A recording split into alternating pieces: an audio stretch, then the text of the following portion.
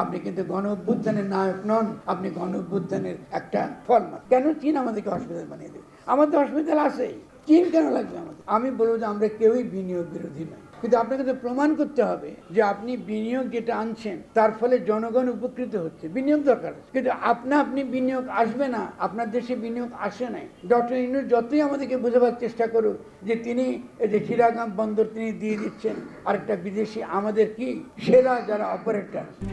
RICL TMX, যুগের পর যুগ স্থাপনা থাকে মজবুত। আপনাকে আমরা গণ অভ্যুত্থানের মধ্য দিয়ে ক্ষমতায় বসিয়েছি বাংলাদেশকে সেরা করবার জন্য। ডক্টর ইউনূস প্লিজ আমাদের কথা শুনুন।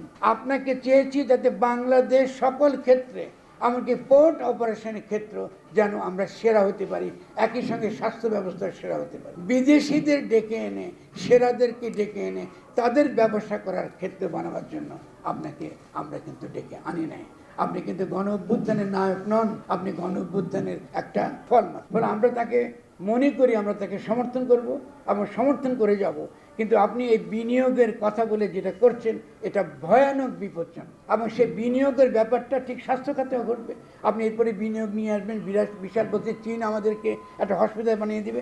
কেন চীন আমাদেরকে হসপিটাল বানিয়ে দেবে? আমাদের হসপিটাল আছেই, চীন কেন লাগবে আমাদের? চীন করলে করুক, কিন্তু আমার তো একটা হসপিটাল, এটা উদাহরণ দিন আপনার, প্রত্যেকটা সরকারি হাসপাতালের মধ্যে যেসব ডাক্তাররা কাজ করেন, তরুণ ডাক্তাররা কাজ করেন, যারা একবার হাসপাতালে গেছেন, অনেক বিশৃঙ্খলা আছে, ঠিক মানে অনেক নোংরা আছে, ওখানেই চিকিৎসা পাবে, সত্যিকারের চিকিৎসা পাবে। যারা আমার জীবনে অভিজ্ঞতা, অনেকে আপনার দেখবেন এখনো পর্যন্ত ওই হাসপাতালটাই ওই গরিবের জন্য ওটাই কিন্তু একমাত্র জায়গা।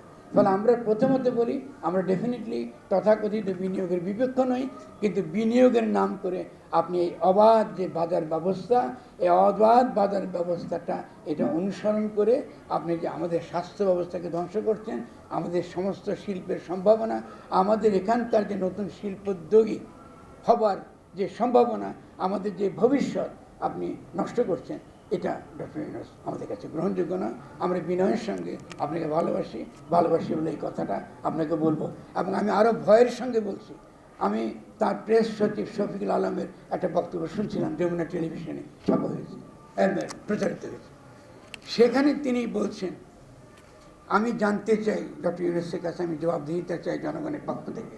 তিনি বলেছেন যে এই গণ অভ্যুত্থান তাকে যা খুশি করবার ম্যান্ডেট দিয়েছে। আমি আপনাদেরকে এই কথাটা বলে সাবধান করে দিতে চাই, এটা শফিকুল আলম বলেছেন। আমি জানতে চাই এটা ডক্টর ইউনূসের কথা কিনা, এটা খুব গুরুত্বপূর্ণ, আর পরে শুনবেন যমুনা টেলিভিশন। এমনকি যিনি সেই সঞ্চালন করছিলেন তিনি তাকে ধরিয়ে দিচ্ছেন যে না, ডক্টর ইউনূস সেটা বলেন না। তিনি বলেছেন যদি কেউ আমোদ করে তাদের সঙ্গে কথা বলে তাদের সম্মতি নিন। অন্তত তিনি তাদের সম্মতির কথা বলেছেন, যে আলাপ আলোচনার কথা বলেছেন শফিকুল আলম। সেখানে তিনি বলছেন যে না, আমাদের কাছে ম্যান্ডেট, গণ অভ্যুত্থান আমাদেরকে ম্যান্ডেট দিয়েছে, আমরা একটা বিপ্লব করেছি। আমরা বলিনি আমরা বিপ্লব করেছি, উনি কোথায় বলেন বিপ্লব করেছেন? ফলে এই যে কথাগুলো, এটা মারাত্মক রকম ভয়ঙ্কর আমাদের জন্য।